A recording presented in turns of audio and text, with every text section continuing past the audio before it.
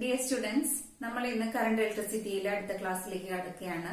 കഴിഞ്ഞ ക്ലാസ്സിൽ പറഞ്ഞ ഒരു ലാസ്റ്റ് നിർത്തിയ ഒരു കാര്യത്തിൽ നിന്നാണ് ഇവിടെ തുടങ്ങുന്നത്. റെസിസ്റ്റിവിറ്റിയും റെസിസ്റ്റൻസും ടെമ്പറേച്ചറിനെ ഡിപ്പെൻഡ് ചെയ്യുന്നു എന്ന് നമ്മൾ ഈ ഒരു റിലേഷൻ വെച്ച് മുമ്പ് കണ്ടുപിടിച്ചിരുന്നു അല്ലെ. അപ്പൊ അതിൽ നിന്നാണ് ഇനി ഈ effects of temperature on resistivity അഥവാ റെസിസ്റ്റൻസും റെസിസ്റ്റിവിറ്റിയും പരസ്പരം റിലേറ്റഡ് ആണ്. അതുകൊണ്ട് തന്നെ നമുക്കിത് ഒന്ന് പറഞ്ഞാൽ മതി, മറ്റൊന്നിനെയും കൂടി അത് കാണിച്ചു തരുന്നതാണ്. അപ്പൊ നമുക്കിവിടെ ആദ്യം മുമ്പ് പഠിച്ച ആ ഇക്വേഷനിൽ നിന്ന് നമുക്ക് എന്താണ് റെസിസ്റ്റിവിറ്റിയുടെ dependence? Rho is inversely proportional to relaxation time. Relaxation time ടെമ്പറേച്ചറിനനുസരിച്ച് എങ്ങനെ മാറുന്നു? ടെമ്പറേച്ചർ കൂടുമ്പോൾ റിലാക്സേഷൻ ടൈം കുറയുന്നു. റിലാക്സേഷൻ ടൈം ഇൻവേഴ്സ്ലി പ്രൊപ്പോർഷണൽ ആയതുകൊണ്ട് റെസിസ്റ്റിവിറ്റി വ്യത്യാസം വരുന്നു. ഇത് മെറ്റൽസിന് നമുക്ക് ഉപയോഗിക്കാവുന്ന ഒരു ഇക്വേഷൻ ആണ്. ഫോർ മെറ്റൽസ് അല്ലെങ്കിൽ മെറ്റാലിക് കണ്ടക്ടേഴ്സ്, വെറും കണ്ടക്ടേഴ്സ് നമുക്ക് ചോദിക്കുന്നതിന് ഇതാണ് ഉത്തരം. എന്താണ്? Since rho is inversely proportional to time the resistivity increases എന്നാണ് ഇങ്ങനെ ഒരു ആരോ മാർക്ക് ഇട്ടിട്ട് കാണിച്ചിട്ടുള്ളത്. Increases with increasing temperature. അപ്പോ ടെമ്പറേച്ചറില് മാറ്റം ഉണ്ടാകുമ്പോ ടെമ്പറേച്ചർ കൂടുന്നതിനനുസരിച്ച് റെസിസ്റ്റിവിറ്റിയും കൂടുന്നു മെറ്റൽസിനെ സംബന്ധിച്ചിടത്തോളം. അപ്പൊ ഇവിടെ ഇതിൽ നിന്ന് ഇപ്പൊ നമുക്കൊരു ഇക്വേഷൻ ഡിറൈവ് ചെയ്തെടുക്കാൻ വേണ്ടിട്ട് let us consider if rho and rho zero are the resistivities of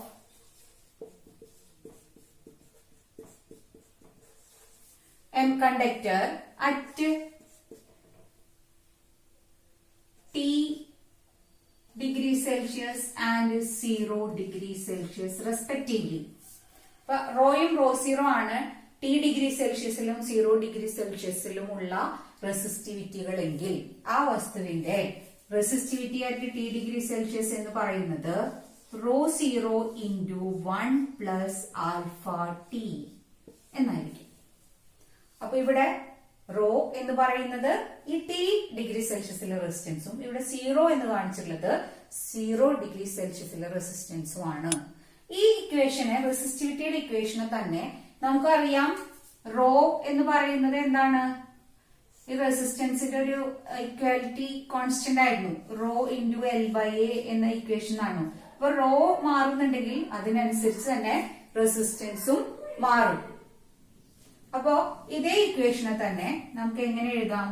if R and R zero are the resistances ഇതേപോലെ തന്നെ at T degree Celsius and 0 degree Celsius respectively, then we can write that R is equal to R0 into 1 plus alpha T. ഇങ്ങനെ എഴുതാം.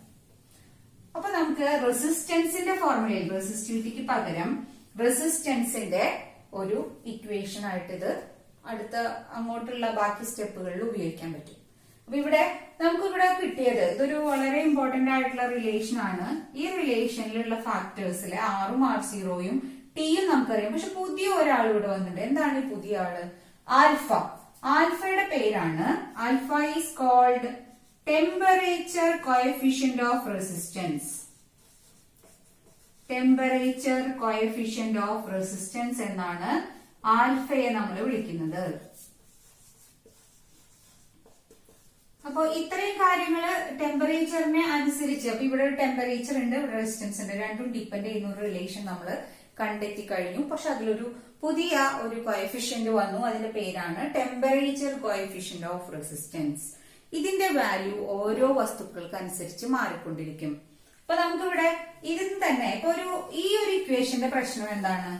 ഇവിടെ നമുക്ക് 0 degree സെൽഷ്യസിലുള്ള ടെമ്പറേച്ചറിലുള്ള resistance നമുക്ക് അളക്കണം. 0 degree ആക്കിക്കൊണ്ട് വേണം R0 കണ്ടുപിടിക്കാൻ. അപ്പൊ അത് ഒഴിവാക്കാൻ പറ്റുമെങ്കിൽ നമുക്ക് എളുപ്പമാണ്. റൂം ടെമ്പറേച്ചറിൽ തന്നെയാണ് കണ്ടുപിടിക്കാൻ സാധിക്കുമെങ്കിൽ വേഗം തന്നെ ഈ ആൽഫയും അല്ലെങ്കിൽ ആ റെസിസ്റ്റൻസും ഒക്കെ നമുക്ക് കണ്ടുപിടിക്കാൻ എളുപ്പമാണ്. അപ്പൊ അതുകൊണ്ട് ഈ ഒരു ഇക്വേഷൻ ഉപയോഗിച്ചുകൊണ്ട് നമ്മൾ വേറൊരു എളുപ്പത്തിലുള്ള ഒരു ഇക്വേഷനിൽ ആൽഫ കണ്ടു. ഇതിൽ നിന്ന് വേണമെങ്കിൽ നിങ്ങൾക്ക് ആൽഫ കണ്ടുപിടിക്കാം. എങ്ങനെയാണ് ഇതിൽ നിന്ന് ആൽഫ കണ്ടുപിടിക്കാം? ആർ ഈ ബ്രാക്കറ്റ് മാറ്റി കഴിഞ്ഞാൽ നമുക്ക് എന്ത് കിട്ടും? R is equal to R0 plus R0 alpha T എന്ന് കിട്ടും. അപ്പോ R minus R0 is equal to R0 alpha T. Then alpha is equal to, ഞാൻ ഇതിനെ പ്രത്യേകം ഇട്ടിട്ട് ഒന്ന് മാറ്റി എഴുതാണ്. അപ്പൊ R minus R0 by R0 T. അപ്പൊ ഈ ടെമ്പറേച്ചർ കോഎഫിഷ്യന്റ് ഓഫ് റെസിസ്റ്റൻസ് കണ്ടുപിടിക്കാനായിട്ട് നമുക്ക് T ഡിഗ്രി സെൽഷ്യസിലുള്ള റെസിസ്റ്റൻസ് വേണം, 0 ഡിഗ്രി സെൽഷ്യസിലുള്ള റെസിസ്റ്റൻസ് വേണം. അപ്പൊ ഈ വാല്യൂ കണ്ടുപിടിക്കാൻ കുറച്ച് ബുദ്ധിമുട്ടായതുകൊണ്ട് നമുക്ക് ആൽഫ കണ്ടുപിടിക്കാനായിട്ട് വേറൊരു മെത്തേഡ് ഉപയോഗിക്കാൻ പോവാണ്. ഇതാണ് നമ്മൾ ഉപയോഗിക്കുന്ന ഇക്വേഷൻ. അപ്പൊ അതൊന്നും കൂടി മുകളിലേക്ക് എഴുതി വെക്കാം. ഇത് ഇവിടെ എടുക്കട്ടെ.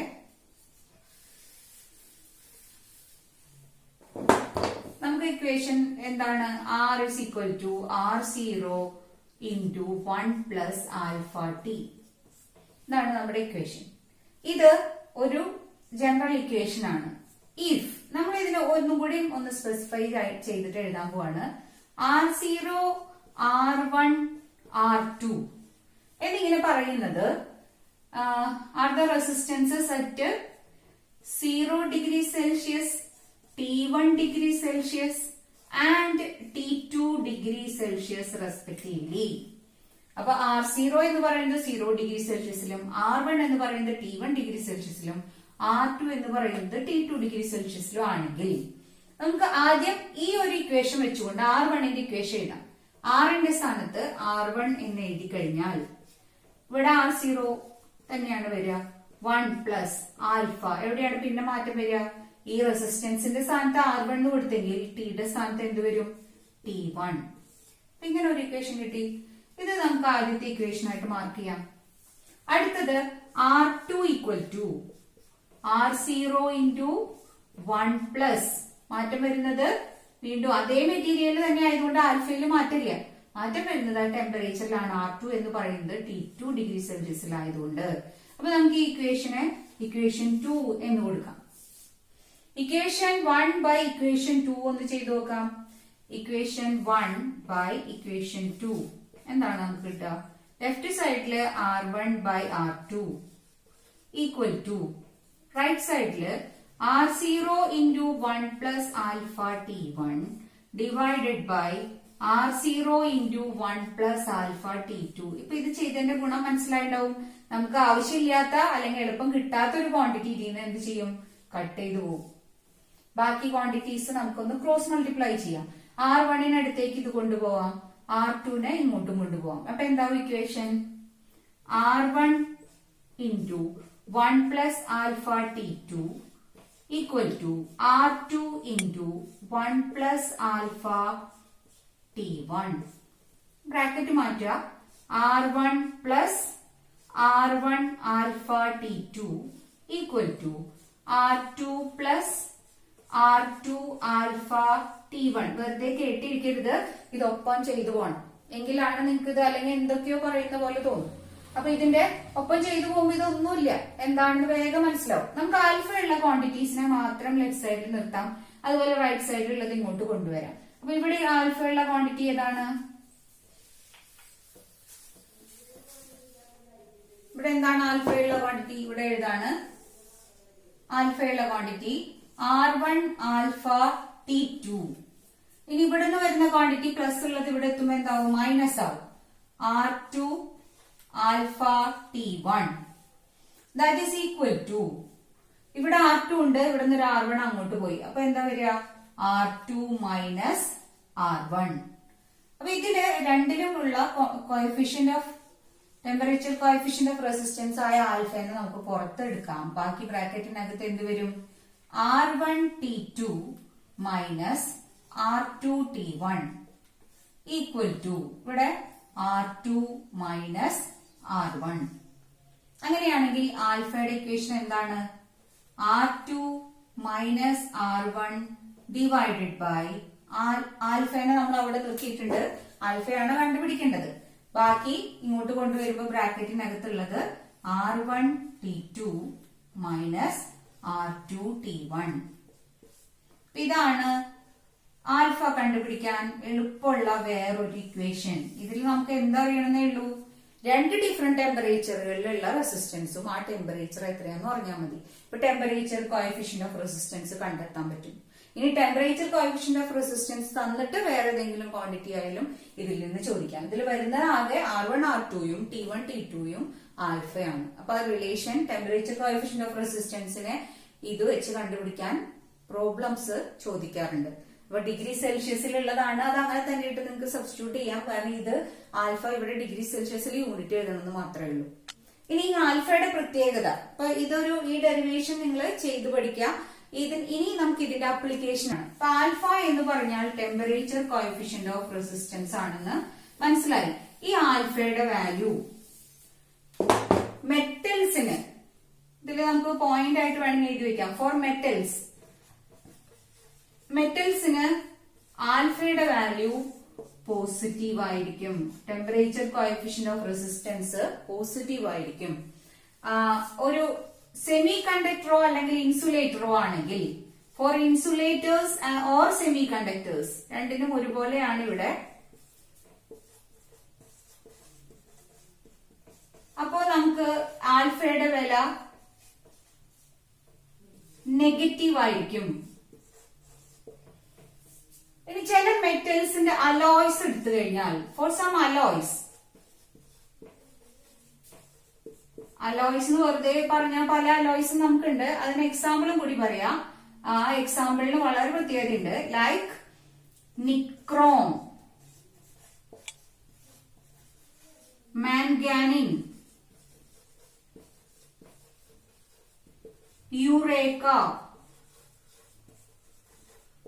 അങ്ങനത്തെ ചില പ്രത്യേക അലോയ്സ്. ഇത് എക്സെട്ര എന്ന് പറയാൻ ഇനിയുണ്ട്. ഇത് സ്റ്റാൻഡേർഡ് റെസിസ്റ്റൻസ് കോയിൽസ് ഉണ്ടാക്കാൻ ഉപയോഗിക്കുന്ന അലോയ്സ് ആണ്.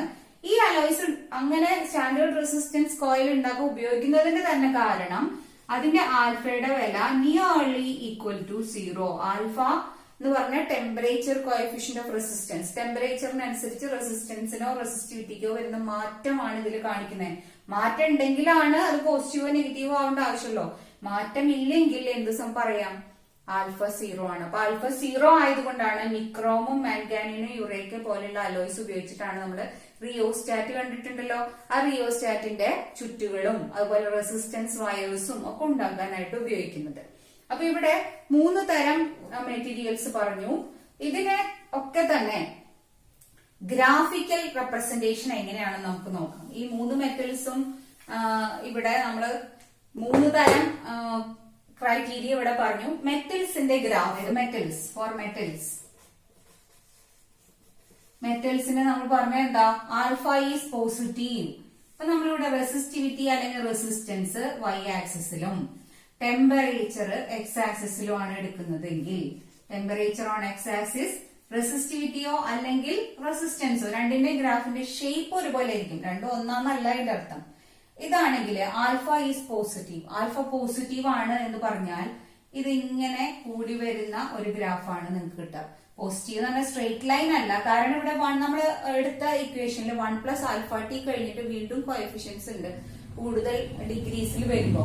അപ്പോ ഇവിടെ നമ്മൾ അത് മാത്രമായി ചെറുതാക്കിയെന്നേ ഉള്ളൂ. അപ്പൊ ഇത് സ്ട്രെയിറ്റ് ലൈൻ വേരിയേഷൻ അല്ല, ഇങ്ങനെ ഒരു ഇൻക്രീസ് ആണ് കാണിക്കണേ. പക്ഷെ ഇത് പോസിറ്റീവ് ആണ്, കൂടുതൽ മുകളിലേക്ക് കയറി കയറി പോകുന്നതാണ്. പിന്നെ ഇനി ബി എന്നത് എന്താണ്, സെമി കണ്ടക്ടേഴ്സോ അല്ലെങ്കിൽ ഇൻസുലേറ്റേഴ്സിന്റെയോ കാര്യത്തില് റോയുടെ equations for semiconductors or insulators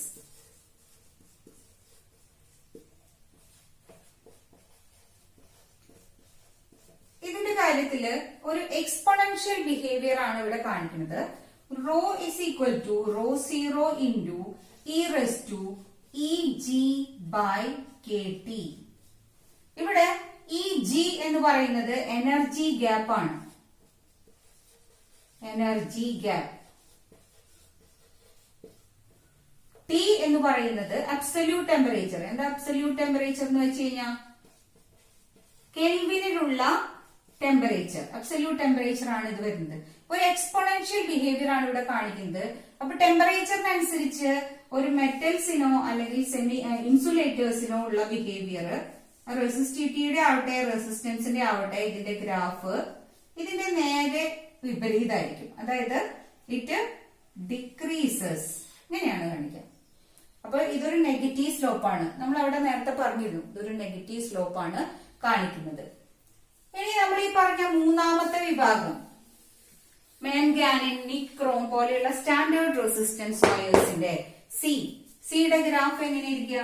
ഇതിന്റെ ഗ്രാഫ് ടെമ്പറേച്ചറിനനുസരിച്ച് റെസിസ്റ്റിവിറ്റിക്കോ റെസിസ്റ്റൻസിനോ വലിയ മാറ്റമൊന്നും ഉണ്ടാവാൻ പാടില്ല. വലിയ മാറ്റം ഉണ്ടാവാൻ പാടില്ല. സീറോ, കൃത്യമായി സീറോ ആണെങ്കിൽ നമുക്ക് എന്ത് പറയാം? ഏത് ടെമ്പറേച്ചർ എടുത്താലും അത് പാരലൽ ആയിട്ട് ടെമ്പറേച്ചർ ആക്സിസിന് പാരലൽ ആയിട്ട് പോകണം. ഏത് ടെമ്പറേച്ചർ എടുത്താലും ഒരേ റെസിസ്റ്റൻസ് ആയിരുന്നു. പക്ഷെ ചെറിയൊരു വ്യത്യാസം ഉള്ളതുകൊണ്ട് തന്നെ ഇതൊന്ന് ചെറുതായിട്ടൊന്ന് ചിരിച്ചിട്ട് വരയ്ക്കാം. ചെറുതായിട്ട് സ്ട്രെയിറ്റ് ലൈൻ തന്നെ, പക്ഷെ ചെറുതായിട്ട്. എന്താണ് കാരണം? നിയർലി ഈക്വൽ എന്നാണ് നമ്മൾ വസ്തുക്കളിൽ. ഇത് കൂടാതെ വസ്തുക്കളുണ്ട്, അതും കൂടി ഇതിനൊപ്പം ഒന്ന് ഡിസ്കസ് ചെയ്ത് പോയി നോക്കാം നമുക്ക്. അപ്പൊ നമ്മളിപ്പോ 3 തരം വസ്തുക്കളാണ് പഠിച്ച. 3 തരം വസ്തുക്കളുടെയും ഗ്രാഫും ഇവിടെ അനലൈസ് ചെയ്തു. ഇനിയിപ്പോ അതിലൊരു 4ാമത്തെ തരം സ്പെഷ്യൽ ടൈപ്പ് ആണ്. അതാണ് തെർമിസ്റ്റേഴ്സ്.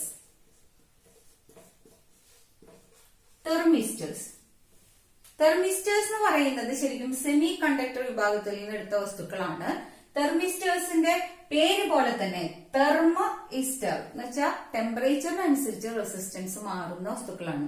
ഇതിന്റെ ഏറ്റവും വലിയ പ്രത്യേകത ഇതിന്റെ ആൽഫ എന്ന് പറയുന്നത് ചിലപ്പോഴൊക്കെ ആൽഫയുടെ വില പോസിറ്റീവ് ഓർ നെഗറ്റീവ്, പോസിറ്റീവോ നെഗറ്റീവോ ആയി മാറ്റാൻ സാധിക്കുന്ന വസ്തുക്കളാണ്. അപ്പൊ ചില കണ്ടീഷൻസിൽ പോസിറ്റീവും വേറെ ചില കണ്ടീഷൻസിൽ നെഗറ്റീവും ആയിട്ട് എടുക്കുന്ന ചില സെമി കണ്ടക്ടേഴ്സ് ആണ് തെർമിസ്റ്റേഴ്സ് എന്നറിയപ്പെടുക. ഈ തെർമിസ്റ്റേഴ്സിന് വളരെ വൈഡ് ആപ്ലിക്കേഷൻ ഉണ്ട്. കാരണം ഇത് രണ്ടും ഉള്ള വസ്തുക്കളായതുകൊണ്ട് നമ്മുടെ ഇലക്ട്രോണിക്സില് ഈ ടെമ്പറേച്ചർ വേരിയേഷൻസ് മാറ്റേണ്ട അല്ലെങ്കിൽ അതിനനുസരിച്ച് മാറുന്ന സർക്യൂട്ടുകൾ വേണ്ടപ്പോ അത്തരം ഇലക്ട്രോണിക് ഇൻഡസ്ട്രിയിലെ സർക്യൂട്ട്സില് നമ്മൾ ഇതിന്റെ ആപ്ലിക്കേഷൻ വളരെ കൂടുതലായിട്ട് കാണാറുണ്ട്. സൂപ്പർ കണ്ടക്ടേഴ്സ് എന്ന് പറഞ്ഞാൽ എന്താണ്? കണ്ടക്ടിവിറ്റി സൂപ്പർ ആവണം, ഏറ്റവും മാക്സിമം ആവണം അല്ലെ? അങ്ങനെയാണെങ്കിൽ റെസിസ്റ്റിവിറ്റിക്ക് എന്ത് സംഭവിക്കണം? അത് 0 ആവണം. അപ്പൊ റെസിസ്റ്റിവിറ്റി 0 ആയി തീരുന്ന അവസ്ഥയിൽ ആ വസ്തുക്കളെ വിളിക്കുന്ന പേരാണ് സൂപ്പർ കണ്ടക്ടേഴ്സ്. റെസിസ്റ്റിവിറ്റി 0 ആയിട്ട് അങ്ങനെ ചില വസ്തുക്കൾ ഇപ്പോ കണ്ടെത്തി തുടങ്ങിയിട്ടുണ്ട്. അതിൽ സ്റ്റഡി കൂടുതൽ നടക്കുന്നുണ്ട്. അത് ആദ്യം കണ്ടുപിടിച്ചത് കാമർലിൻ ഓൺസ് എന്ന് പറയുന്ന സയന്റിസ്റ്റ് ആണ്. സൂപ്പർ കണ്ടക്ടേഴ്സ് എന്ന് പറഞ്ഞു കഴിഞ്ഞാൽ ചില മെറ്റൽസ് ഇപ്പോ ആദ്യമായി സൂപ്പർ കണ്ടക്ടിവിറ്റി കണ്ടുപിടിച്ചത് മെർക്കുറിയിലാണ്. Purified മെർക്കുറിയില്, pure ഫോമില്. അത് അതിന്റെ ഒരു ഗ്രാഫ് വരച്ചു കഴിഞ്ഞപ്പോ ടെമ്പറേച്ചർ കുറച്ച് കൊണ്ടുവരുമ്പോ, കൂട്ടുകയല്ല ചെയ്യുന്നത്, കുറച്ച് കൊണ്ടുവരുന്നതിനനുസരിച്ച് റെസിസ്റ്റിവിറ്റിയും റെസിസ്റ്റൻസും കുറഞ്ഞു വന്നു. പെട്ടെന്ന് ഒരു ടെമ്പറേച്ചറിൽ റെസിസ്റ്റിവിറ്റി ഡിസപ്പിയേഴ്സ് എന്ന് വെച്ചാൽ റെസിസ്റ്റിവിറ്റി ബിക്കംസ് 0. അത്തരത്തിലെ ഒരു വസ്തുവാണ് എന്ത്? Pure mercury, pure form of അല്ലെങ്കിൽ പ്യൂരിഫൈഡ് മെർക്കുറി. മെർക്കുറിയുടെ പ്യൂരിഫൈഡ് ഫോമിന് ഒരു അറ്റ് 4.2 കെൽവിനില്, കെൽവിൻ ആണെന്ന് നിങ്ങൾ മനസ്സിലാക്കുക, 4.2 കെൽവിൻ ടെമ്പറേച്ചർ എത്തിയപ്പോ റെസിസ്റ്റിവിറ്റി ബിക്കംസ് 0. അപ്പോ അത്തരത്തിലുള്ള വസ്തുക്കളെയാണ് സൂപ്പർ കണ്ടക്ടേഴ്സ് എന്ന് പറയാം. ഇപ്പൊ ഇതിന്റെ ഒരു ഗ്രാഫ് വരച്ച് ഏകദേശം എങ്ങനെയായിരിക്കും ഷേപ്പ്? ഇതൊരു മെറ്റൽ ആണ്, മെർക്കുറി ഈസ് എ മെറ്റൽ അല്ലെ? അപ്പൊ മെറ്റൽസിന്റെ സാധാരണ ഗ്രാഫ് ഇങ്ങനെ കൂടി പോകുന്ന ഒരു ഗ്രാഫാണ്. ഇപ്പൊ ടെമ്പറേച്ചർ ഇത് കെൽവിനിലാണ്, ഇവിടെ റെസിസ്റ്റിവിറ്റി. അപ്പൊ നമുക്ക് ഇവിടെ എങ്ങനെയാണ് ഈ ഗ്രാഫിൽ ഇത് ടെമ്പറേച്ചർ കുറഞ്ഞു വരുന്നതോറും ഇത് കുറഞ്ഞു വന്നു. പക്ഷെ ഒരു പെർട്ടിക്കുലർ ടെമ്പറേച്ചർ എത്തിയപ്പോ അതിന്റെ റെസിസ്റ്റിവിറ്റി എന്ന് പറയുന്നത് 0 ആയി. ആ പെർട്ടിക്കുലർ ടെമ്പറേച്ചർ ആണ് എന്ത്? 4.2 കെൽവിൻ. ഇതിനെയാണ് ക്രിട്ടിക്കൽ ടെമ്പറേച്ചർ എന്നൊക്കെ പറയാം. അപ്പൊ ഇതും എന്താണ്? ഈ വസ്തുവിന്റെയും റെസിസ്റ്റിവിറ്റിക്ക് അനുസരിച്ചിട്ടുള്ള മാറ്റമാണ് ഇവിടെ നമ്മൾ പറഞ്ഞത്. അപ്പോ എന്തൊക്കെയാണ് ടെമ്പറേച്ചർ ഉണ്ടാക്കുന്ന ഇഫക്ട്സ് എന്ന് നമ്മൾ കണ്ടു. അപ്പൊ ഇന്നത്തെ ക്ലാസ് ഇവിടെ അവസാനിപ്പിക്കാം. അപ്പൊ അടുത്ത ക്ലാസ്സിൽ വീണ്ടും കാണാം. Thank you.